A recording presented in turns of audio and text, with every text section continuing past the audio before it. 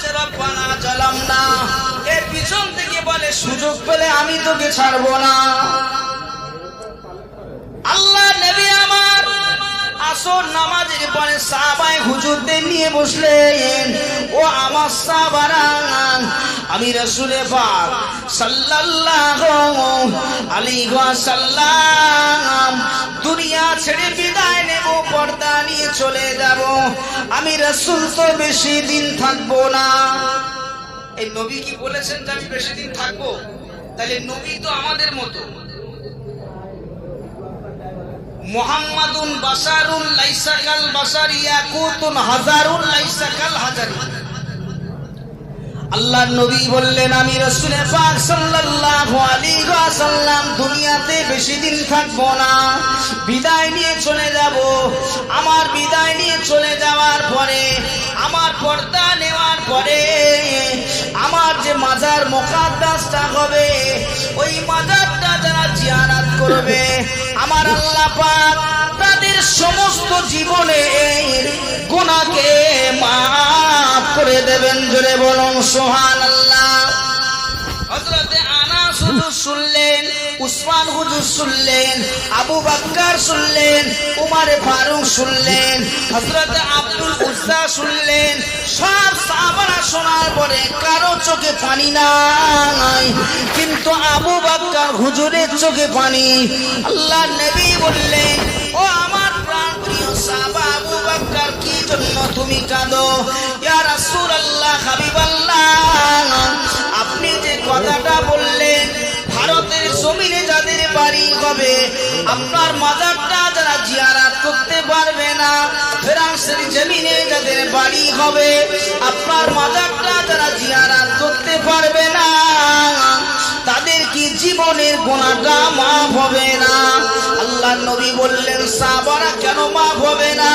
ইয়া রাসূলুল্লাহ, আপনি তো একটা রাস্তা তো দেখিয়ে দিলেন না। আল্লাহর নবী কি নিজের কোনো মন গড়া কথা বলতেন? হ্যাঁ বলেন।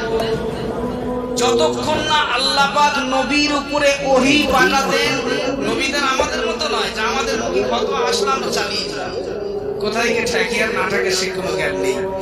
কিন্তু আল্লাহ নবীকে বলেছিলেন, মুহাম্মদ তোমার ক্ষমতা নেই একটা উপদেশ, একটা কথা মানুষকে দেওয়ার বা বলার, যতক্ষণ না আমি আল্লাহ তোমাকে ওহী নাজিল করব। জোরে বলেন সুবহানাল্লাহ। আল্লাহ নবী বসে আছেন, সাহাবায়ে কেরাম হুজুরেরা বসে আছে। আল্লাহ নবী বলেছিলেন, বাবা সাহাবারা, দুনিয়ার বুকে মানুষ যদি তিনটে জায়গায় বসে তার মনের কথাটা যদি জানিয়ে দেয়, তার দোয়াটা আল্লাহ পাকের দরবারে কবুল হয়ে যাবে।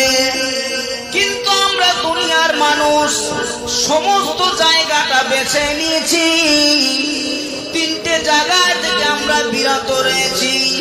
টিভির ঘর বেছে নিয়েছি, বিবির ঘর বেছে নিয়েছি, বাজারও বেছে নিয়েছি, ব্যবসাও বেছে নিয়েছি, হালালও বেছে নিয়েছি, হারামও বেছে নিয়েছি। কিন্তু যে জায়গাটায় আল্লাহ পাক যেতে বললেন, রাসূলুল্লাহ যেতে বললেন, কি লজ্জার কথা, শরমের কথা, সে তিনটে জায়গা থেকে মুসলমান আজকে বিরত দূরে থাকলো। যার কারণে আল্লাহর গজব মুসলমানের উপরে পড়ে।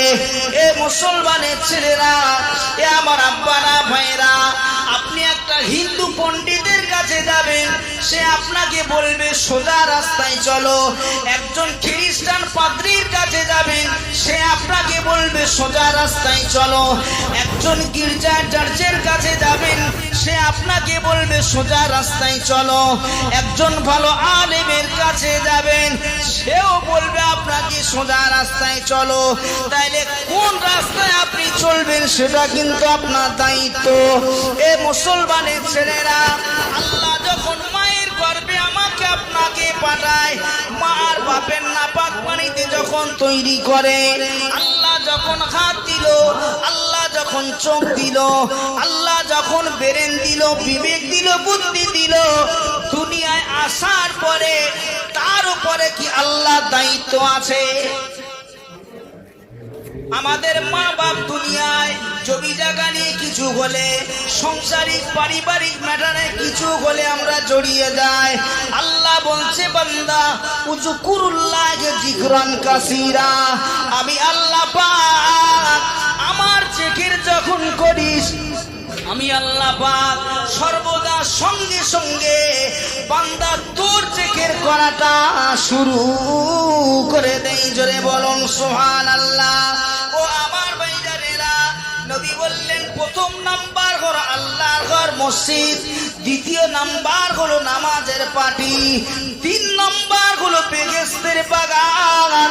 এ মুসলমান নওজোয়ান ভাইরা, এ নারায়ণপুরের মায়েরা বেটিরা, 3টে জায়গায় বসে যদি আল্লাহর কাছে বলা যায় তিনি আমাদের রব, তিনি আমাদের সব, তিনি আমাদের খালিক, তিনি আমাদের মালিক।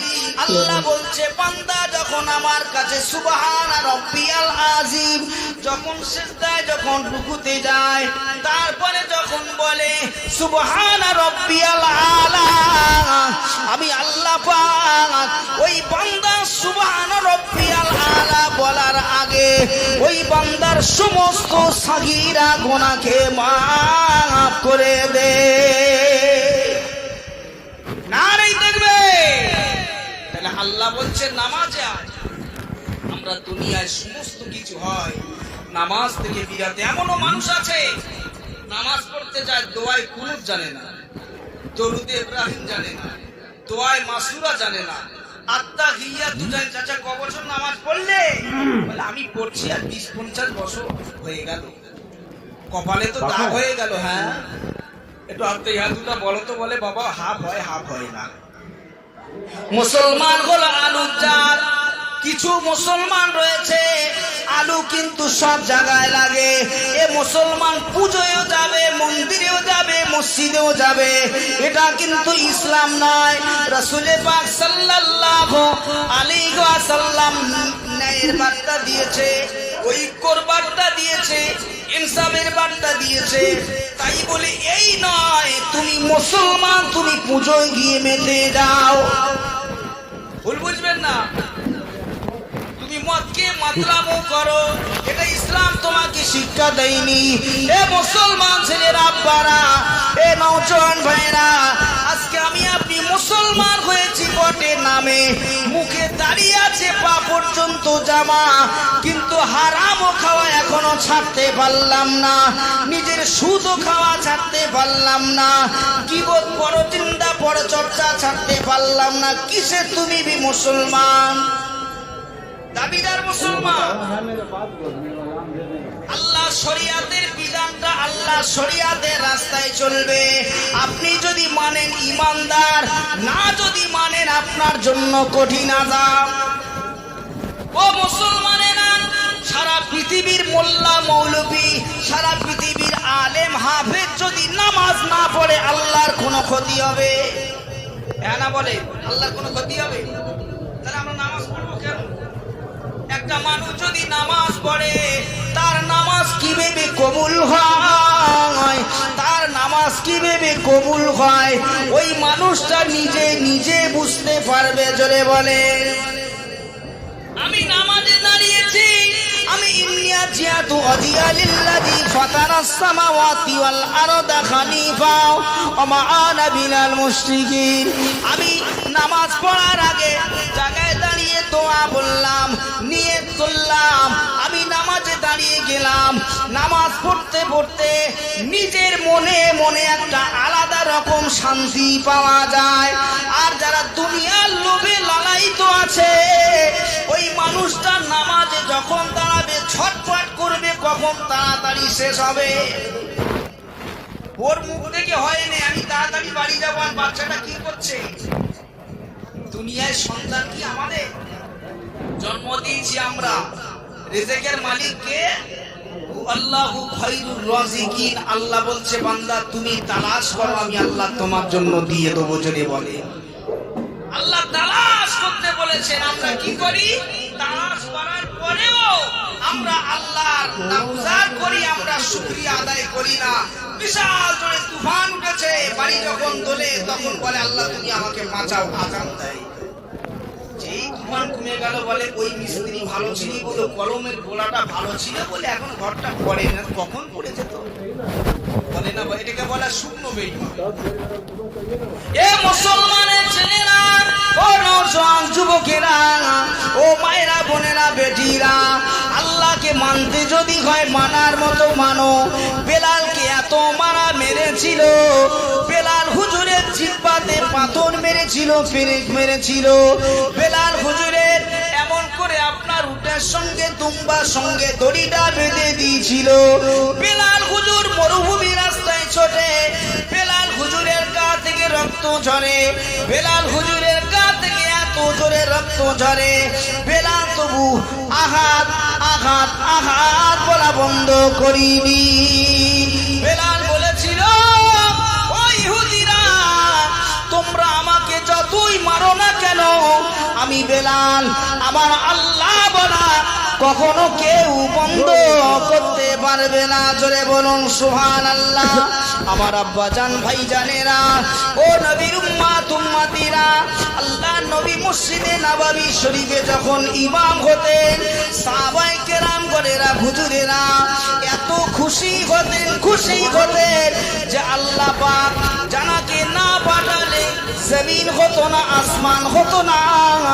সেই নবী আমার ইমাম, সেই নবী আমার নামাজ পড়াবে, এই নামাজের ভিতরে কোনো সন্দেহ থাকবে না, নিখুঁত আল্লাহ পাকের দরবারে কবুল হয়ে যাবে। জোরে বলুন সুবহানাল্লাহ।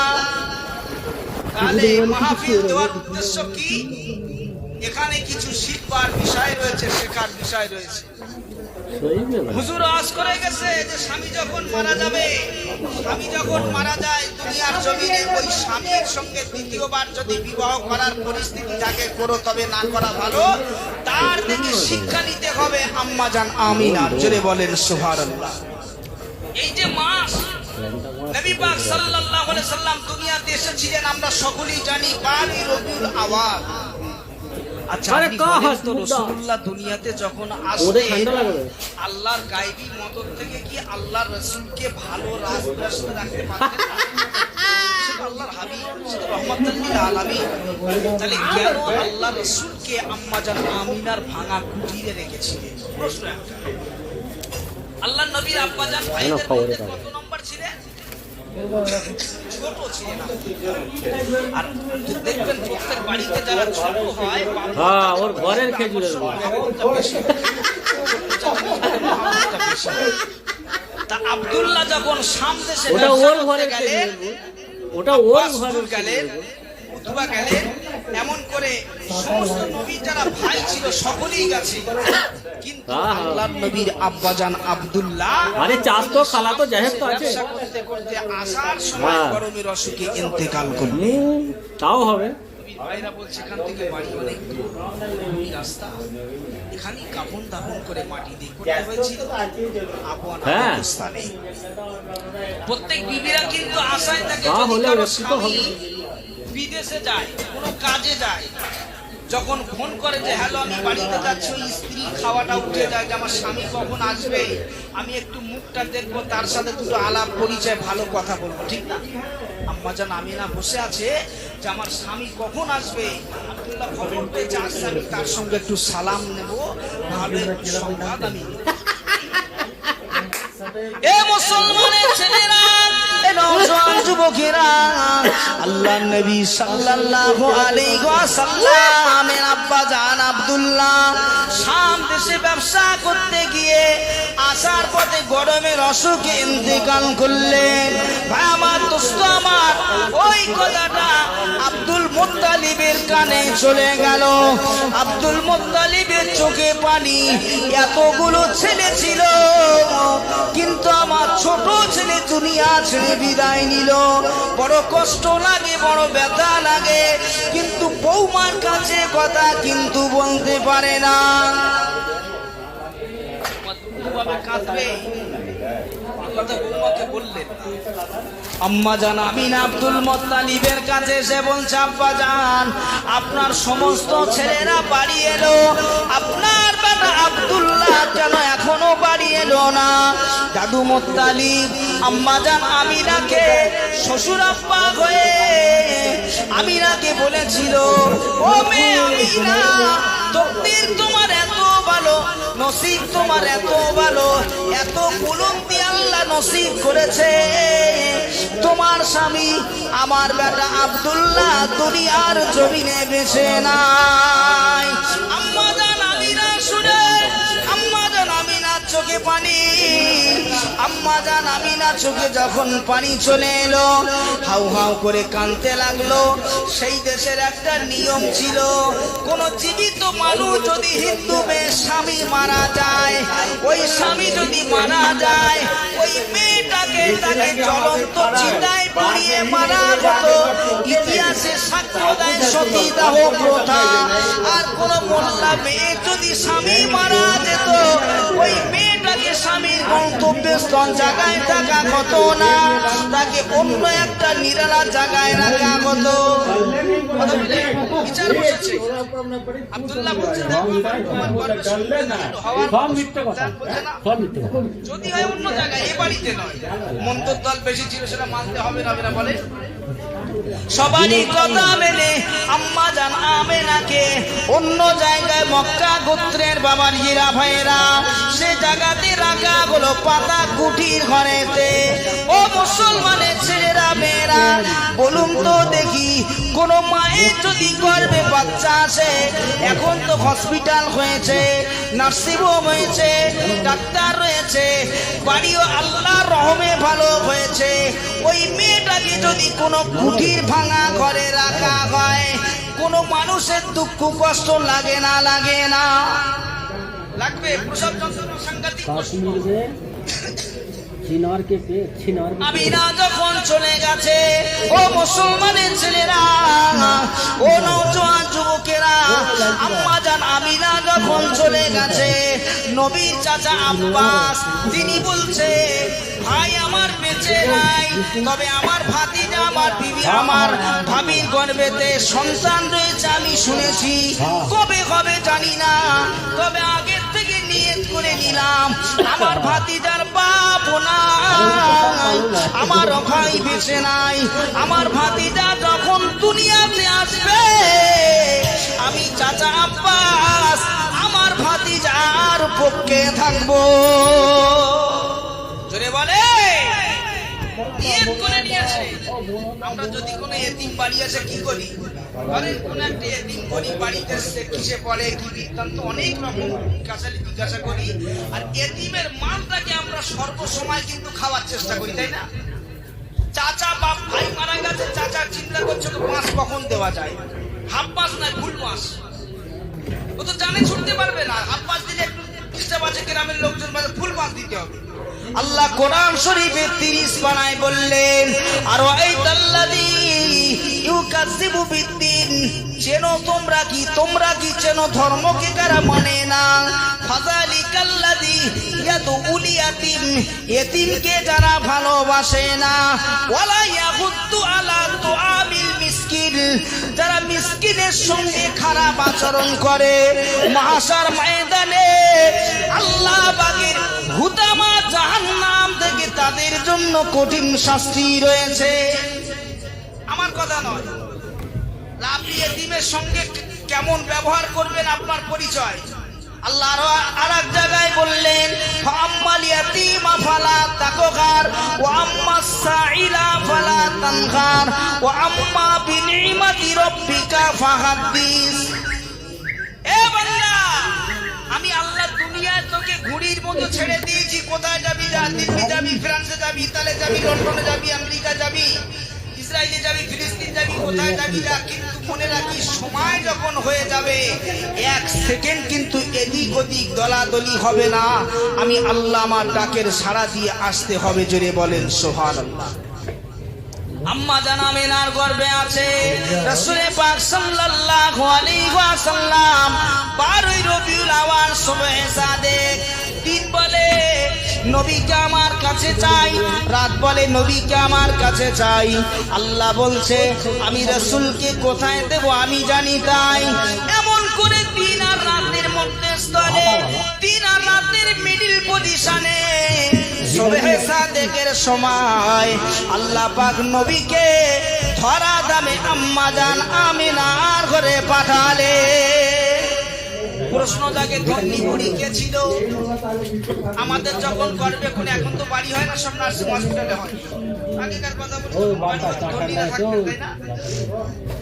ও নওজোয়ান যুবকেরা, ও মুসলমানের ছেলেরা, ও আমার আব্বাজান ভাইজানেরা, আল্লাহর নবীকে তো আল্লাহ রহমাতাল লিল আলামিন বলেছে।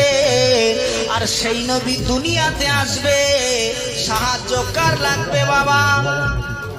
তাহলে নবী যদি দুনিয়াতে আসে, সাহায্য আমার আল্লাহর লাগে। সেই জন্য আমার আল্লাহ পাক আল্লাহ তাআলা 4 জন মালাইকা ফেরেশতাকে নিযুক্ত করে দিয়েছিলেন। চলে দাও আজকে আমার রাহমাতাল লিল দুনিয়াতে আসবে, রাহমাতাল লিল আলামিন দুনিয়াতে আসবে। তার সঙ্গে যেন কোনো বিয়াদবি করো না। আমার নবী দুনিয়াতে আসবে, আম্মা জান আমিনার সঙ্গে যেন কোনো খারাপ আচরণ করো না। জোরে বলে। আচ্ছা, আপনার প্রশ্ন থাকতে পারে যে রাসূলুল্লাহ যখন কুরাইশ গোত্রে আসলেন, কুরাইশ গোত্রে, তাহলে আল্লাহ রাসূলের কুরাইশ গোত্রে যখন আসলেন তার বাড়ির কোনো লোক কেন আসলেন না? ও মুসলমানের ছেলেরা, ও নওজোয়ান বাবাজিরা, শুনে রেখে দেন বাবা। একটা যখন প্রসব হয়, ওই ঘরে বিভিন্ন মানুষ থাকে ভাই। কেউ থাকে পরমুখ মেয়ে থাকে, কেউ বেনামাজি মেয়ে থাকে, কেউ বা অনেক রকম অনেক ধরনের মেয়ে থাকে। ওই বাচ্চা যেদিন দুনিয়াতে আসবে, যদি ওই পরমুখ মেয়ের চোখের সঙ্গে চোখ পড়ে, আল্লাহ রাসূল বলছেন তার তাসিরটা নষ্ট হওয়ার সম্ভাবনা থাকে। এই জন্য আল্লাহ বললেন আমি তো আমার নবীকে ভালোবাসি, আমার নবীকে দুনিয়াতে পাঠিয়েছি, আমার নবীকে আমার ফেরেশতারা সাহায্য করবে। আর রাসূলের চোখটা ফেরেশতাদের সঙ্গে থাকবে। জোরে বলে। রাসূল যখন এসেছে, ওদিকে কে শুনেছে? সবাই শুনলো, কেউ এলো না। কিন্তু আব্বাস রাসূলের খুব পিয়ারি ছিলেন, খুব মহব্বতী ছিলেন, নবীর চাচা। শুনছে আমার ভাতিজা হয়েছে, ছুটে সব কাজ বাদ দিয়ে আসছে। এসে বলছে আমার ভাতিজা কেমন দেখতে, একটু দেখি। নবীর চাচা আব্বাস ওই যে ভাঙা কুটির ঘর, ওই ঘরের সাইড থেকে তাকিয়ে দেখে ওই ভাঙা ঘরের কুটির ভিতরে কে যেন একজন আলো নিয়ে আছে। আব্বাস তখন তাকিয়ে থাকে, আব্বাসের চোখে বড় ঝলকানি পড়ে যায়। বলছে আমার ভাতিজাকে তো আমি এখনো দেখতে পাই নাই। আর একবার তাকিয়ে দেখি, কিছুক্ষণ বাদে দেখি আমার ভাতিজা যে দোলনায় দুলছিল, ওই পাশেতে কেউ নাই। আমার ভাতিজার দোলনাটা অলরেডি নড়ে যায়। আব্বাস বলছে ইনি তো সাধারণ কোনো মানুষ নাই, ইনি তো সাধারণ কোনো মানুষ নয়। আমি আজ থেকে প্রতিজ্ঞা করলাম, আমার ভাতিজা যখন বড় হবে, আমার ভাতিজা যেদিকে থাকবে, আমি আমার ভাতিজার পক্ষে দাঁড়িয়ে যাব। জোরে বলুন সুবহানাল্লাহ। আল্লাহ ভালো করে ওই ব্যক্তিকে। আল্লাহ পাক বললেন ফাযকুরুনি আযকুরুকুম ওয়াশকুরুলি ওয়ালা তাকফুরুন। বান্দা যখন আমার দিকে আসবি, আমি আল্লাহ তোর দিকে যাব। তবে কোন মানুষ যদি খারাপ কাজ করতে যায়, ততক্ষণ ফেরেশতারা গোনা লিখে না। কাতিবিন বলে আল্লাহ গোনা লিখি বলছে না। বলছে কেন গোনা লেখা হবে না? বলছে আমার বান্দা কিরামান তখন বলে আল্লাহ ভালো কাজ যখন করতে যায় হাঁটার থেকে নেকি লেখা হয়। এ নবীর উম্মতেরা, ও আমার ভাইজানেরা, আমার আল্লাহর নাম রাজ্জাক, আমার আল্লাহর নাম গফুর ও গফফার। আমার আল্লাহ হলেন বড় দয়াবান। আল্লাহ বললেন ও আমার বান্দারে বান্দিরে, পৃথিবীর এটা যদি কোনো মানুষ গুনাহ করতে যায়, যতক্ষণ না লিপ্ত হবে ততক্ষণ তো গুনাহ লেখা হয় না। আর আমার যদি কোনো বান্দা দরুদ শরীফ আল্লাহুম্মা एगो से स्टार्ट हुआ भाई तो 3 हो एगो से स्टार्ट हुआ भाई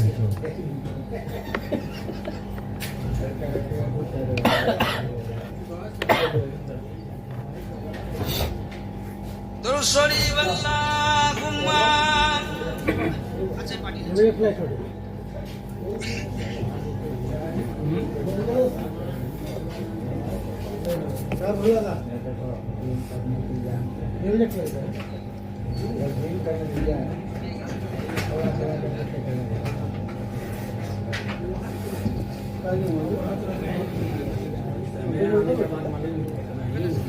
ওই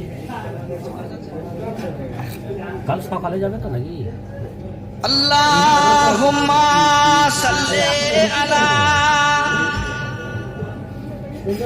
বাঁটা মোটরের ট্রেন মারা বাঁটা কি জল দেবো এইখানে কি করছো আমি যদি হতাম মদিনার বুলবুলি, আমি যদি হতাম মদিনার বুলবুলি, উড়ে উড়ে দেখতাম মদিনার অলি গলি। আমি যদি হতাম মদিনার বুলবুলি, উড়ে উড়ে দেখতাম মদিনার অলি গলি। শুনতাম মসজিদ নববীর মধুর আযান, শুনতাম মসজিদ নববীর মধুর আযান, সুরে সুরে উড়তাম আমি মদিনার আসমান, সুরে সুরে উড়তাম আমি মদিনার আসমান। আমি যদি হতাম মদিনার বুলবুলি, উড়ে উড়ে দেখতাম মদিনার অলি গলি। আল্লাহুম্মা সাল্লি আলা लोगों के सामने रोना है अपना घर बनाना রাসূল পাক সাল্লাল্লাহু আলাইহি ওয়াসাল্লাম আম্মা জান আমিনার ঘরেতে এমন সময় আছে চাচা জান আব্বাস থেকে অবাক হয়ে গেল। এই রাসূলুল্লাহ 25 বছরে খাদিজাকে বিবাহ করেছিল, তাই না? আর তুই মন কে চললো কত মানুষ কত খারাপ কথা বলেছিল, রাসূলের চরিত্র দোষ আছে বলেনি? আল্লাহ রাসূলকে যে রাসূলুল্লাহর অন্যরকম প্রবলেম ছিল, ওই জন্য একজন বুড়ি মেয়েকে, একজন বিবাহিত মেয়েকে বিবাহ করেছিল, তাই না? এ নবীর উম্মত উম্মতিরা, বিস্তারিত ঘটনা সংক্ষিপ্ত করে বলা যাক। রাসূল পাক সাল্লাল্লাহু আলাইহি ওয়াসাল্লাম আম্মা জান খাদিজাকে নিজের ইচ্ছায় বিবাহ করেছিল না খাদিজা রাসূলকে পছন্দ করেছিল? খাদিজা পছন্দ করেছিল। কি কারণে? রাসূলের ব্যবহার, রাসূলের চরিত্র, রাসূলের ন্যায় নীতি ইনসাফ। রাসূলুল্লাহকে এত মহব্বত করতেন, রাসূলুল্লাহকে এত ভালোবাসতেন। আমার সোনা মানিকেরা, খাদিজার বাড়িতে রাসূলুল্লাহ চাকরানি চাকর হিসাবে ছিলেন না? ছিলেন না? তাহলে আমি যদি আপনার বাড়িতে চাকর হিসাবে থাকি, আপনার মেয়েকে আমার সঙ্গে বিবাহ দেবে? অসম্ভব। চাকরকে আমার মেয়েকে বিবাহ দেব নারায়ণপুরে, আমি একটা ধনী ব্যক্তি, সম্ভব নয়। অসম্ভব জিনিস সম্ভব কখনো হয় না।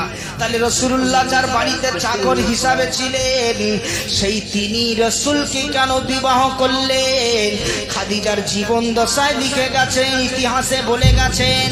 আল্লাহর নবীর ব্যবহার, আল্লাহর নবীর চরিত্র এত ভালো ছিল, আম্মা জান খাদিজা রাসূলুল্লাহর চরিত্র দেখে, রাসূলুল্লাহর ব্যবহার দেখে ফিদা পাগল হয়ে গিয়েছিল। জোরে বলুন সুবহানাল্লাহ। এ নওজোয়ান যুবকেরা, পৃথিবীর কোন আলেম, পৃথিবীর কোন মাওলানা, পৃথিবীর কোন হাফেজ, পৃথিবীর কোন কারি দেখাতে পারবে না যে রাসূলুল্লাহ একজনকে জোর করে মেরে ধরে কলমা পড়িয়েছেন। কোন প্রমাণ রয়েছে? প্রমাণ নেই। আচ্ছা ধরেন আপনাদের নারায়ণপুর বাজার মসজিদ আছে, এই মসজিদে একজন পাগল, আমরা এশার নামাজ সবাই পড়লাম, আর এই পাগলটা উঠে যেখানে ইমাম সাহেব নামাজ পড়ায় ওই মেম্বারে গিয়ে পেশাব করেছে। যারা মুসল্লি জায়গা তারা চুপচাপ মেরে থাকবে না, উঠে ছাড়বে? কেন মারবে? মারবে, ওটা ইসলাম। মারা তো ইসলাম নাই, বোঝানোর নাম ইসলাম। কিন্তু আমরা এত বড় মুসলমান, আমরা না বুঝে না শুনে আগে মার শুরু করি, তাই না? কিন্তু রাসূলুল্লাহর এটা ন্যায় নীতি ইনসাফ ঐক্য ভালোবাসা ছিল না। রাসূলুল্লাহর ভালোবাসা থেকে যদি আমি আপনি ভালোবাসতে চাই, রাসূলুল্লাহর ইনসাফের ভিতরে যদি আমরা ইনসাফিয়াত হতে চাই, এ মুসলমানের ছেলেরা, ও নওজোয়ান যুবকেরা, আল্লাহ নবী সাল্লাল্লাহু আলাইহি ওয়াসাল্লামের মসজিদে নববী শরীফে একজন ইহুদি পেশাব করেছিলেন, ঘটনা আপনারা জানেন। এখন উমার তো খুব রাগী ছিলেন, উমার হুজুর উঠলেন মারবে। রাসূল কি বলেছিলেন? উমারের জামাটা আসকান তামিজ তাদের উমার বসো, ও মানুষটা পেশাব করছে কি করতে দাও। কি নবী ছিলেন দেখেন, পেশাব করছে কি করতে দাও, পেশাব করা হয়ে যায় তারপরে যা হয় হবে। যখন পেশাব করা হয়ে গেল রাসূল ডাকলেন, বাবা এদিকে, সেটা তো আমাদের ধর্মস্থান। তো বলছে আমি জানি। তো রাগ আরো বাড়বে না কমবে? তো বলছে তুমি জানো? বলছে আমি জেনে বলি, তা জানি বলি তো এখানে পেশাবটা করলাম। তাহলে আরো রাগ বাড়বে না? বলে বলে লোকটা চলে যাচ্ছেন। হযরতে উমারে ফারুক আর উসমান গনি বললেন, হুজুর আপনাদেরকে একবার শুধু হুকুম না, ওকে এখানেই পুঁতে ফেলে মেরে দেবো, কাউকে লাগবে না। রাসূল বললেন এটা তো ইসলাম নয়। আমি রাসূলুল্লাহ যদি আজকে এই ন্যায় নীতি যদি ইনসাফ বার্তাটা যদি দেই, সারা পৃথিবীর উম্মাহ বলবে যে রাসূলুল্লাহ ছিলেন হট টেম্পারি, রাসূলুল্লাহ ছিলেন মেজাজি, রাসূলুল্লাহ একজন ইহুদির পেশাব করেছেন, তাকে মানিয়ে নিতে পারলেন না, এবার নবী হয় কি করে? আরে রাসূলুল্লাহ ভালো কাজ করে বদনাম হয় না, করে না? করে না। এই নবী দিবস কেন করবে? রাসূলুল্লাহ ঈদে মিলাদুন নবী কেন, জৌলুস কেন করবে? বহু রকম প্রশ্ন। যাই বা হোক, আমার দোস্ত আমার, রাসূলুল্লাহ বসে আছেন, উমারকে বললেন বসো। ওটা তো ধুলে পরিষ্কার হয়ে যাবে এমন কোনো ব্যাপার নয়, ঠিক না? বসে হয়ে যাবে পরিষ্কার, একদম পাকসাফ হয়ে যাবে। আল্লাহ রাসূল এমন সময় বসে আছেন, ওই মানুষটা কিছু দূর যাওয়ার পরে আবার ঘুরে আল্লাহ রাসূলের কাছে আসলেন। উমর বলছে, হুজুর আমার আর রাগ সহ্য হয় না, একটু পেশাব করলে এবার যে কি যে করে, আপনি কিছু বলতে বললেন না, এবারে মনে হয় পায়খানা করে ফেলবে। হুজুর আমার সহ্য না, আপনি আমাকে হুকুম দেন, আমি একে মারি। রাসূল বললেন না। ওই ইহুদিটা অনেকক্ষণ থেকে দাঁড়িয়ে আছে, রাসূলের মুখের দিকে চেয়ে আল্লাহর নবী মাথাটা হ্যাট করে এমন সময় একটা দোয়া পাঠ করছিলেন সাহাবায়ে কেরামগণেরা। রাদিতু বিল্লাহি রাব্বান ওয়া বিল ইসলামি দীনান ওয়া বি মুহাম্মাদিন নাবিয়্যান সাল্লাল্লাহু আলাইহি ওয়াসাল্লাম। দোয়া পাঠ করছিলেন, এমন সময় ওই ইহুদিটা রাসূলুল্লাহর কাছে আসলেন। ইয়া রাসূলুল্লাহ, হাবিবাল্লাহ, আপনার মতো এত ধৈর্যশীল নবী আমি জীবনে চোখে দেখিনি। ইয়া রাসূলুল্লাহ, হাবিবাল্লাহ, আমি জানি এটা আপনার ধর্মস্থান, আমি জানি এখানে মুসলমানেরা সিজদা করে, আমি জানা শর্তে এখানে পেশাব করেছিলাম। রাসূল বললেন কি কারণে? বলছে হুজুর যদি আপনার কোনো সাহাবা আজকে যদি আমার গায়ে হাত দিত, ইতিহাসে সাক্ষ্য হয়ে থাকতো যে ন্যায় প্রেরণকারী রাসূল ধর্মীয় নবী হয়ে, ধৈর্যশীল নবী হয়ে, ন্যায় প্রতিষ্ঠান নবী হয়ে পাশে থাকা সত্ত্বেওকালীন সাহাবাদেরকে কন্ট্রোল করতে পারলেন না, সে কি করে বিশ্ব নেতা হবে? ইয়া রাসূলুল্লাহ, আমি এই উদ্দেশ্য নিয়ে এসেছিলাম এই বার্তাটা মানুষের কাছে পৌঁছে দেব বলে, কিন্তু আপনার ধৈর্য, আপনার চলাফেরা, আপনার মন মানসিকতা দেখে আমি ফিদা হয়ে গেছি। ইয়া রাসূলুল্লাহ, আমাকে ক্ষমা করে দেন। ইয়া রাসূলুল্লাহ, আমাকে মাফ করে দেন। শুধু মাফ নয়, আমার বাড়ি আমার বিবি সহ 3টে বাচ্চা আছে, আর আমাকেও নিয়ে ঈমানের কলমা পড়ে মুসলমান করিয়ে না। জোরে বললেন না? নারে তাকবীর! রাসূলুল্লাহর এটাই ছিল চরিত্র, এটাই ছিল ব্যবহার। সাহাবায়ে কেরামগণেরা, হুজুরেরা, আমরা যেমন মসজিদে গেলে বাড়ি আসতে মন চায়, আর সাহাবায়ে কেরামগণেরা মসজিদে নববী শরীফে বসে থাকতেন আল্লাহর নবীর নুরানি চেহারার দিকে তাকিয়ে। জোরে বলুন। নবীর একজন সাহাবা নাম তার আব্দুল উজ্জা। মসজিদে নববী শরীফে যেই নবী ঢুকবে ওই গেটের কাছে দাঁড়িয়ে রাসূলুল্লাহ নামাজ পড়তেন আব্দুল উজ্জা, নামাজ সেরে শুধু বারবার আল্লাহর নবীর মুখের দিকে তাকাতেন। আল্লাহর নবী ডাকলেন, আব্দুল উজ্জা তুমি আমার দিকে এত তাকিয়ে দেখো, কি ব্যাপার? আমাকে প্রত্যেকদিনই দেখো। একটা মানুষ যদি প্রত্যেকদিন একটা মানুষকে দেখে তার প্রতি একটা অনিয়া, একটা কেমন একটা ছাড়ো ছাড়ো ভাব আসে না? সে আব্দুল উজ্জা তুমি তো আমাকে প্রত্যেক দিনই দেখো, তা আজকেও এত তাকিয়ে আছো, কি ব্যাপার? বলছে রাসূলুল্লাহ আপনার দিকে তাকানোটাই তো ইবাদত। জোরে বলবেন না? এই যারা বলে নবী মানা বিদআত, আব্দুল উজ্জা বলছে রাসূলের দিকে তাকানোটাই ইবাদত। জোরে বলেন সুবহানাল্লাহ। একজন স্বামী মারা গেছে, ওই স্বামীটা এমন সময় কিছু দুনিয়াতে দেখবেন, এখানে রেখে আপনাদেরকে কটা কথা বলি। দুনিয়াতে বহু শ্রেণীর মানুষ পাওয়া যায়, বহু শ্রেণীর, যে নিজের বুদ্ধিতে ইসলামটাকে বাদ দিয়ে নিজের বুদ্ধি সেখানে ঢুকিয়ে সমাজকে তারা বিচ্ছিন্ন করার চেষ্টা করে।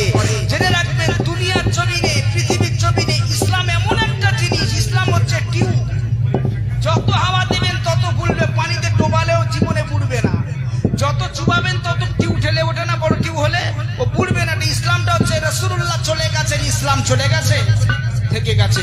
সাহাবায়ে হুজুররা চলে গেছেন, ইসলাম চলে গেছে, থেকে গেছে। পীর মাশাইখরা চলে গেছেন, ইসলাম চলে গেছে, হ্যাঁ না বলে? ইসলাম থেকে গেছে। তাহলে আমরা চলে যাব, ইসলাম চলে যাবে না? ইসলাম কিয়ামত পর্যন্ত থাকবে। জোরে বলুন সুবহানাল্লাহ। রাসূলুল্লাহ বললেন দুনিয়ার জমিনে ইসলামকে যারা মান্যতা দেবে, ইসলামকে যারা ভালোবাসবে, আমি মুহাম্মাদুর রাসূলুল্লাহ সাল্লাল্লাহু আলাইহি ওয়াসাল্লাম আমার ঈদে মিলাদুন নবী যারা পালন করবে, নবী কি বললেন? দুনিয়ার জমিনে আমি রাসূলুল্লাহ তাদের সঙ্গে আছি, কাল মাহশার ময়দানে সঙ্গে থাকবো। কিভাবে থাকবো? নবী বললেন মান জারা কবরি ওয়াজাবাত লাহু শাফাতি। আমি রাসূলুল্লাহ যারা আমার মাজারটা জিয়ারত করলো তাদের জন্য শাফায়াত করা আমি নবী আমার জন্য ওয়াজিব হয়ে গেল। জোরে বলে। বহু মানুষ হজে যায়, বিভিন্ন রকম মন্তব্য করে, বাবা করে না? একজন হাজী সাহেব হজ পাকে গেছে, কিছু খারাপ পাবেন, হাজী সাহেব আছে, বহু রকম হাজি পাওয়া যায়, হজ পাকে গেছে, সেখানে গিয়ে ফোন করছে, ছেলে ফোন করছে, আব্বা জমিতে তো পানি নাই, কি হবে? ফাল্গুন চৈত্র মাস জমিতে ফেটে পুরো ফাতরাবাই হয়ে গেছে। তা আব্বাগান থেকে বলছে আমি দোয়া করছি আল্লাহ পানি দেবে। পানি কে দেয় বাবা? আল্লাহই দেয় পানি। তা বলছে আল্লাহ পানি দেবে। তারপরে মানে 100 দিন থাকে ফরজ হজ পাকে, অনেক দিন হয়ে গেল, ফের ফোন করছে আব্বা পানি তো নাই, এদিকে পানি দিচ্ছে, বলছে এটা কি বললো? বলছে পানি যেন নিবি না, পানি আল্লাহই দেবে, তোর পানি দেওয়ার কোনো হুকুম নেই। বাড়ি পয়সা শর্ট, আমি খুব কষ্ট করে হজে এসেছি, এই টাকা কিনে তুলবো আল্লাহই ভালো জানে, আর 500 টাকা খরচ করে তোর পানি দিতে হবে, দেরি কর, সবর কর, আল্লাহ পানি দেবে। তো দেরি করছে দাঁড়িয়ে। এমন সময় 41 দিন পার হয়ে গেল, আইসা বাড়ি আসবে, জমি দিকে ধান সে মরমর ভাব, মানে ওর অবস্থা খুব খারাপ, পুরো জমি পুরো ফেটে গেছে। এয়ারপোর্টে যখন নেমেছে, এখন খুব তাড়াতাড়ি দ্রুত গেছে, সালাম মুসিবা করবে, 3টে ছিল, মেজো ছেলে একটু বদমাশ টাইপের, বলছে আব্বা যা বলেছিল আল্লাহ পানি দেবে, আপনি মনে দোয়া করিনি, ওই জন্য পানিও হয়নি। তখন সেটা আব্বার কাছে শুনলি বোঝা যাবে। এখন হাসপাতালে এয়ারপোর্টে গিয়ে যখন নামলো, বলছে আব্বা এতবার করে বললুম পানির কথা, ধান জমির ধান সব শেষ। বলে কার সাথে কথা বলছিস? আমি তোর বাপ, নব হাজি, নতুন হাজি। ছোট ভাই বলছে আব্বার সাথে বিয়াদবি করিস, চল বাড়ি চল, আসে বাড়ি কি হবে, রাস্তাঘাটে মানুষ মানে ব্যাপার। হ্যাঁ, বাড়ি এসছে, বাড়ি আসার পরে তা এখন এসে বলছে আব্বা এবার একটা শরীর হচ্ছে আদবের সহিত পানি হয়নি। বলে আরে বাবা, আল্লাহ যে ধান মরাবে সেই ধান আল্লাহকে জাগাবে। ছেলে শুনি অবাক, বলে যাই হোক বাপের ধান, যাই হোক আমার দেখে লাভ নেই। এখন হাদিস সাহেব মসজিদে ফজরের সময় আজান হচ্ছে, এখন লাঠিতে টুকটুক করে নামাজ পড়তে যাচ্ছিল। এখন তার আগের দিন বড় ভাইয়ের জমিতে, এত পানি দেওয়া দেশে বড় ভাইয়ের জমিতে উঁচু হিসাবে জমি কমিয়েছিল, পানি তো কিছু চুয়ানি নামবে না, নামবে না, সব কি নামবে, নামবে না, লাঠি ধরে হিসাবে করে যাচ্ছিল। এখন বলে আমি ছেলেদের সাথে বলেছি যে আল্লাহ পানি দেবে, পানি তো হয়নি। বাড়িকে যদি বলি পানি কাল সকালবেলা দেখে পানি নিই, তাকে মানুষ আনে বাবার, আমার তো সব গরমাল হয়ে যাবে। এখন লাঠিতে যাচ্ছিল, নামাজ পড়ে আসার সময় খুব বুদ্ধি বেকার করে ওই আলির ধারে একটু গুঁতো মেরে একটু মানে একটু ফোঁকর মতো করে দিয়ে সব পানি এখন হাইসাবে জমিতে চলে এসছে। আচ্ছা ফোঁকর কি সারাদিন কি পাওয়া যাবে? 3.5 বিঘে জমি কোথায় ফোঁকর করে কে বা জানে। হাজি সাহেব আসার পরে বাড়ি গেছে, মেয়েদের ছেলে ডাকছে, কচি এইদিকে বা, তো বলছি একটু জমি দেখে আয়, একবার চা। জমি দিকে দেখে পানি পুরো ভরপুর, তো বলছে আব্বা সত্যি তো, আকাশ থেকে পানি হলো না, পানি এলো কোথা থেকে? তা বলছে সব তোরা বুঝবি না, সব আলাদা ব্যাপার। ওই জন্য বলিস হাজিদের সাথে লাগবি না। তা বলছে কি ব্যাপার? তা বলছে বলে কচি তোর বড় আব্বা পানি দিয়েছিল, অতটা পানি অপচয় খরচে নিব না হবে, আমি লাঠিটা লে একটু শুনি গুঁতো করে দিই, সব পানি আমার জমি দিলে বেশ। তা বলছে আব্বা 6 লাখ টাকা দিলাম, তুই হজে না দে, তুই গর্তের মধ্যে টাকাগুলো ঢুকিয়ে দিয়েছিস। ভুল বুঝবেন না। এ সমাজে বহু হাজি পাওয়া যাবে, এ সমাজে বহু নামাজি পাওয়া যাবে, গর্ত নামাজি, দোয়ায় কুনুত হয় না কাবলা, দোয়ায় ইব্রাহিম হয় না খাবলা, দোয়ায় মাসুরা হয় না, নামাজও পড়ে যায়। নামাজ হয় কি আল্লাহ পাক জানে, ওই জানে। ও নামাজে মজা নেই, ও নামাজে মজা পাবেন না, শুধু নামাজই হয়ে যাবে।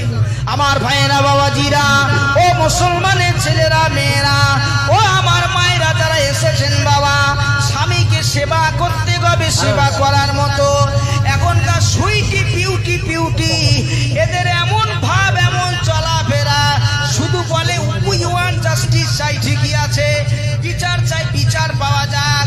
তবে দুনিয়ার জমিনে ভাই আমার দোস্ত আমার, ইসলাম এমন একটা শান্তি ধর্ম, মুসলমান যদি মেয়েরা ভালো পোশাক পরে, একটা ছেলে কোনোদিন খারাপ ভেবে তাকাবে না, ঠিক না বু? এমন এমন পোশাক পরে, পা থেকে আর পা, মাথা থেকে পা নখ পর্যন্ত কটা লোম গোনা যায়।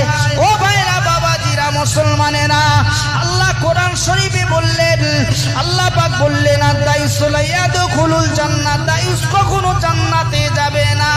দায়ুস হলো কে? আমাদের বাড়ির গার্জেন।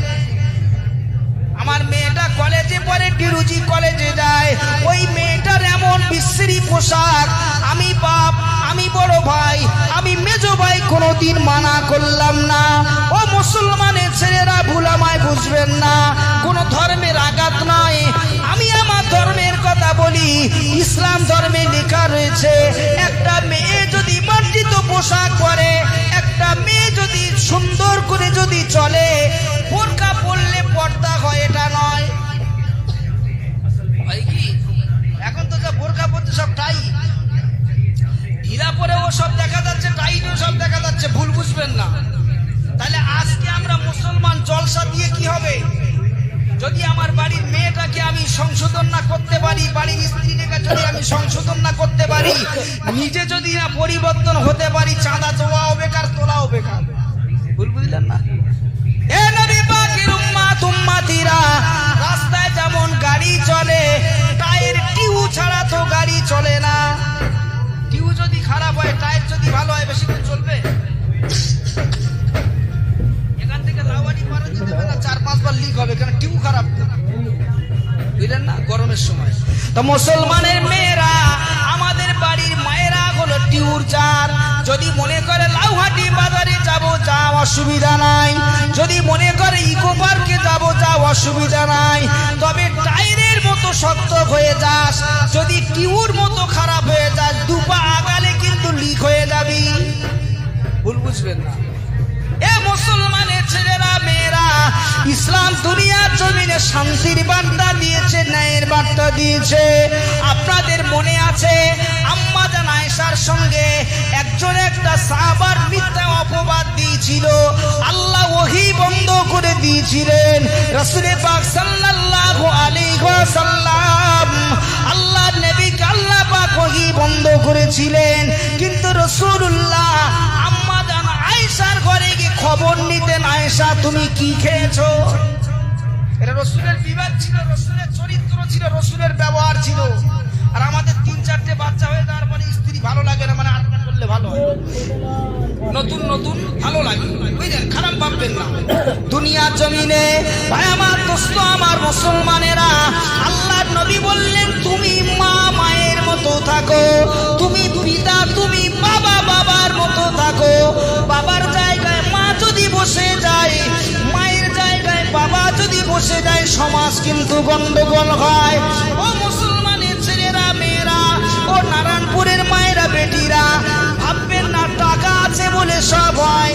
টাকা নমরুদের ছিল, টাকা ফেরাউনের ছিল, টাকা সাদ্দাতের ছিল, টাকা কারুনের ছিল, কিন্তু ওই টাকাটা কোনো কাজে লাগেনি। ও বসিরহাটের এমপি মারা গেছে শুনেছেন? হাজী নূর ইসলাম মারা যায়নি? একজন এমপি হয়ে মারা গেছে, কি নিয়ে গেল? সব পড়ে রইল। বাচ্চা আলেকজান্ডার মারা গেছে, কি নিয়ে গেল? বাচ্চা শাহজাহান মারা গেছে, কি নিয়ে গেল? তার থেকে কি আমাদের টাকা বেশি আছে? আছে কি? আল্লাহ বলছে বান্দারে, এ বান্দিরে, আমি আল্লাহ একটা খুশকুড়ি দেব, আরজি কলেজ থেকে ভেলোরে পাঠাবো, ভেলোর থেকে বাড়ি আনবো, একটা খুশকুড়িতে তোর সব জমি জায়গা বিক্রি করে ছেড়ে দেব। এরকম হয় না, হয় না বাবু? বলেন, লোকের পেরেশানি হয়ে যায়। আরে রোগ যদি ডাক্তার ভালো করতে পারতো, জীবনে ডাক্তারদের মরণ হতো না। কথা বলে নাকি না? মরার ওষুধ ট্যাবলেট তৈরি করতে 20 লাখ টাকা দাও, কি বাবা বেঁচে কিনেছে একবার খালি 20 বছর হায়াত পাবে, তাহলে খেত। আল্লাহ বলছে বান্দারে, বান্দারে, এ আমার মন্দিরে, আমি আল্লাহ কোরআন শরীফের ভিতরে জানিয়েছি, আল্লাযী খলাকাল মাউতা ওয়াল হায়াতা লিয়াবলুয়াকুম আইয়ুকুম আহসানু আমালা। হায়াত আর মউতের পজিশনে আব্বা 70 বছর কোন কাজে ব্যয় করেছেন, আল্লাহর কাছে হিসাব দেওয়া লাগবে না? লাগবে না? ইজা জা আজালহু লা ইস্তাখিরুনা সাতা ওয়া লা ইস্তাকবিরুন। আজব যখন এসে যাবে, সময় যখন হয়ে যাবে, এক প্রান্ত থেকে যদি অপর প্রান্ত যাও, আজরাইল মনে আছে যেতে পারবে? এখান থেকে লন্ডনে গেলে যেতে পারবে? কি বলে? সেখানেও পৌঁছে যাবে। আল্লাহ বলছে বান্দা, তোমার ঘরের নিকটবর্তী সিরাত থেকে আমি আল্লাহ তোমার কাছে রয়েছি। জোরে বলে, একটু জোরে বলে। তাহলে আল্লাহকে যদি আমরা না দেখে বিশ্বাস করেছি, কলমা পড়েছি, রাসূলকে না দেখে কলমা পড়ে ঈমান এনেছি, ঈমান আনার মতো আনতে হবে, আল্লাহকে ভালোবাসার মতো বাসতে হবে। আল্লাহ বলছে দুনিয়াতেও থাকবো, মিজানেও থাকবো, রাসূলও থাকবে, আখিরাতে থাকবে, হাসরে থাকবে, আমি আল্লাহ সমস্ত জায়গায় তোমার সঙ্গে থাকবো, আর রাসূলের শাফাআতের কামান্ডার বানিয়ে দেব। তোমার পৃথিবীতে কোনো জায়গায় ভয় ডরের কোনো কারণ নেই। জোরে বলেন সুবহানাল্লাহ। ঘটনা কোথায় ছেড়েছিলাম মনে আছে আপনাদের? হযরত আব্বাস হুজুর ঘরেতে দেখছে যে আমার ভাতিজা কি করে, তখন কিন্তু ছেলে মানুষ ছোট। এমন সময় রাসূল পাক সাল্লাল্লাহু আলাইহি ওয়াসাল্লাম দুলছে।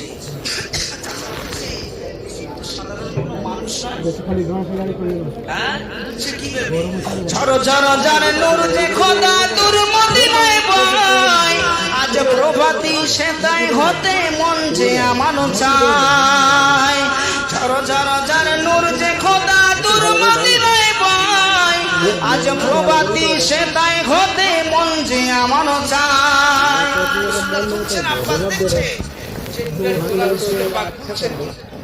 ঘরের সাইডে কোন জায়গাতে কোনো লাইটের ব্যবস্থা নাই, আলো আসে কোথা থেকে? আচ্ছা রাসূলুল্লাহ কিসের তৈরি হবে? নূরের তৈরি। রাসূল যদি নূরের তৈরি হয়, কে দেয়? আমার আল্লাহ। আম্মা জান আমিনার পুরো ঘরটা নূরের নূর হয়ে গেছে। জোরে বলেন।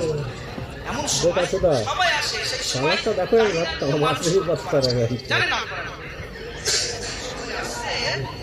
ওই সাহায্য লাস্টে এসেছে, লাস্টে এসেছে তো সব দায়ীরা যাচ্ছে, কিন্তু মা আমিনা বলছে দেখো আমার বাচ্চাকে মানুষ করবে, কিছু পয়সা দিতে পারবো না, আমার তো স্বামী বেঁচে নাই, কে দেবে? যদি ভালো লাগে সবাই বলে নিচ্ছে এই মুখালো দুনিয়া হয়ে গেছে। মসজিদে যাবেন দেখবেন কেউ প্রতিশ্রুতি দিলে আমি 2000 টাকা দেবো, কে উসমান বলল হাত উঁচু করলো, কবে আর বছরে ওই 2000 টাকা মানে আদায় করতে গিয়ে আমার তো মনে হয় 20 লিটার শুধু তেল পোড়াতে হবে সেই মানুষটা, তাও সে কবে দেবে ঠিক নেই। এরা মানুষ তো আছে। এমন সময় হালিমাতুস সাদিয়া সবার আসছে, হালিমাতুস ওই রাস্তা দিয়ে আসছিলেন, একজন গাড়ি বলে নিয়ে বলছেন আমার বাচ্চা কোনো বাড়ি পাইনি, বাচ্চাকে আমি মানুষ করবো। তার স্বামী বলছে দেখো একে যে মানুষ করবে কোনো টাকা দিতে পারবে না, বেকার দিয়ে লাভ কিছু বাড়ি চাই। আম্মা জান হালিমাতুস সাদিয়া আল্লাহ নবীর ওই বাড়ির রাস্তা দিয়ে বাড়িতে ফিরছিলেন, কোনো বাচ্চা পেলেন না।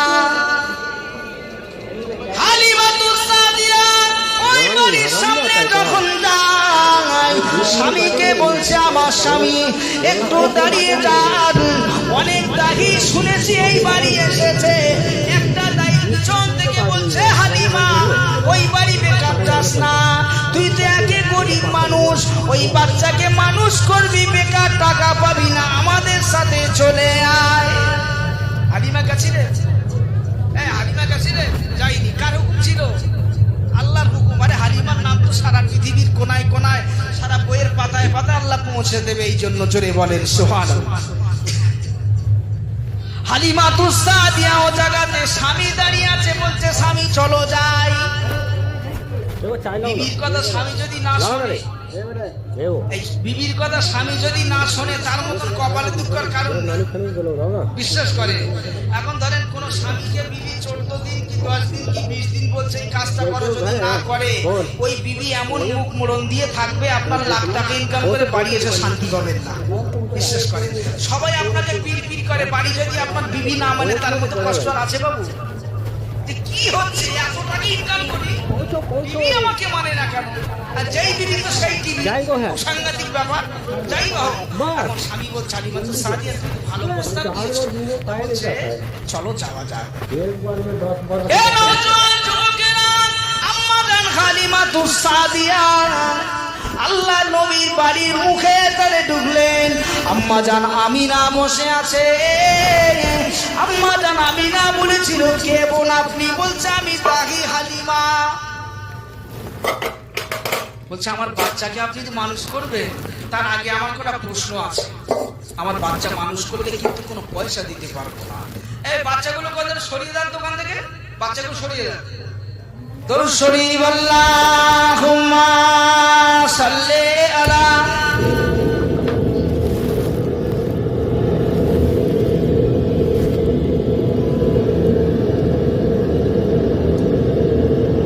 ঈদ মিলাদুন নবী, ঈদ মিলাদুন নবী, ঈদ মিলাদুন নবী, ঈদ মিলাদুন নবী।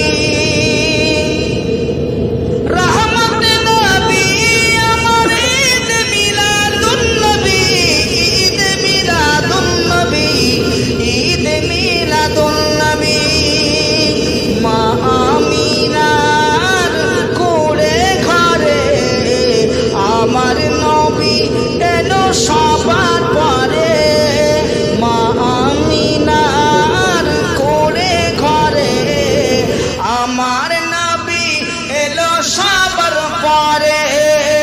রহমতে আলম নবী নূরে মুজাসসাম। জোরে বলে, এটা আওয়াজ দিয়ে বলে, আর একটু জোরে বলে, নারী নবী রহমতে আলম নবী নূরে মুজাসসাম। তুমি আমি নারী লাল ওগো, আমি নারী লাল, আমি নারী লাল ওগো, আমি নারী লাল। ঈদে মিলাদুন নবী, ঈদে মিলাদুন নবী, ঈদে মিলাদুন নবী। আল্লাহুম্মা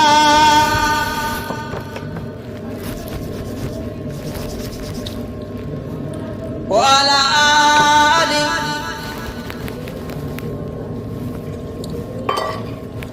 পালন করে যারা বলি নবীর রিসালাত, ভাগ্যবান হয় গো তারা সবই ইশারাত।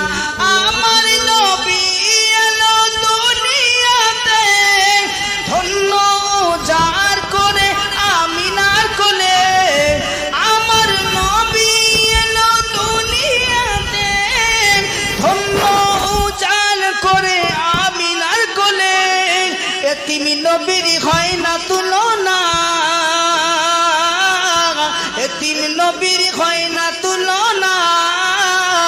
রহমতে আলম নবী নূরে মুজাসসাম। আল্লাহুম্মা সাল্লি আলা।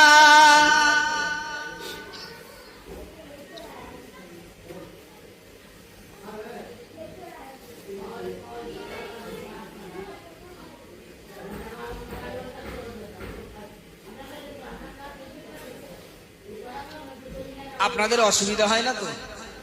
আমি অনেকদিন পর আপনাদের এখানে এসেছি, আপনারা আমাকে ভালোবাসেন, আমি আপনাদের আব্বার মতো ভাইয়ের মতো ভালোবাসি। আল্লাহ পাক এনেছেন বলে এসেছি। আমার পিছনে মেয়েতা মশারি পাই, ওই খালি তোর গাড়ি একটু প্রবলেম হয়ে গেছে, রাস্তাঘাট হতেই পারে, এখন ব্যাপার ইঞ্জিন পার্সের ব্যাপার। আল্লাহ পাক তানাকে সুস্থভাবে আনান, আমরা দোয়া করি। আপনারা যে আমাকে ভালোবাসেন, মহাব্বত করেন, আমি আপনাদের অন্তরে অন্তরস্থল থেকে ভালোবাসি। তবে দেখেন, এই যে আপনাদের এখানে জলসা অনুষ্ঠিত আপনারা করেন, আল্লাহ শুকর। কিছু কিছু জলসা আছে লক্ষ টাকা দিয়েও, লাখ লাখ টাকা খরচ করে মিলাদ কিন্তু জমজমাট হওয়া এবং মিলাদে একটা শান্তির বসার বসার সব জায়গায় সমান পাওয়া যায় যাই কি? যেমন এই মাইকের বিষয়ে বলি, সব জায়গায় মাইক ভালো হয় না, সবার সব মহিলাদের ওয়াজে একটা ব্যাপার আছে। সেজন্য আমার ভাইরা যারা মাহফিলে এসেছেন, বাইরে আছেন, আপনাদের কাছে অনুরোধ করছি, আপনারা কিছু কিছু লোক আসে দেখবে ইয়া নবী আর কি মানে থাকবে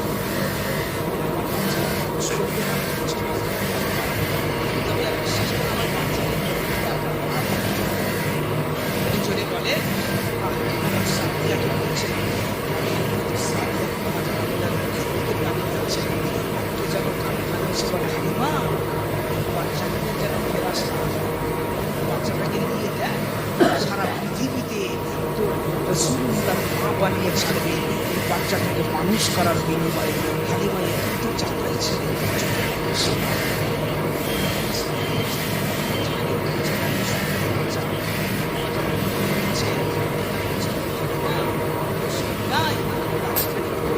বাপের কথা বুঝতে গিয়ে হালিমা নাই কোলে তুলে মোর নবীকে বুকে ধরে আদর করে তাই যে চুমা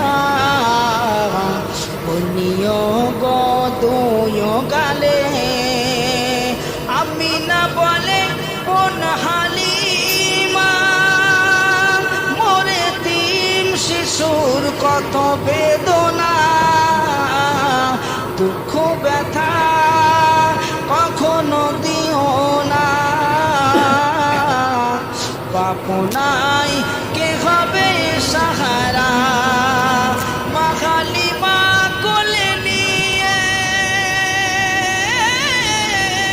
তাই চুমা ও গো তুই গালে থাক না তুই আমারই কোলে আদর করে রাখিব তোরে। জোরে বলবেন না, আমি এতিমি হয়ে নিলাম তোরে, এতিমি হয়ে আমি নিলাম তোরে, দুঃখিনীকে রাখবো বুকের ভিতরে। মা হালিমার চোখে পানি, মা হালিমার চোখে পানি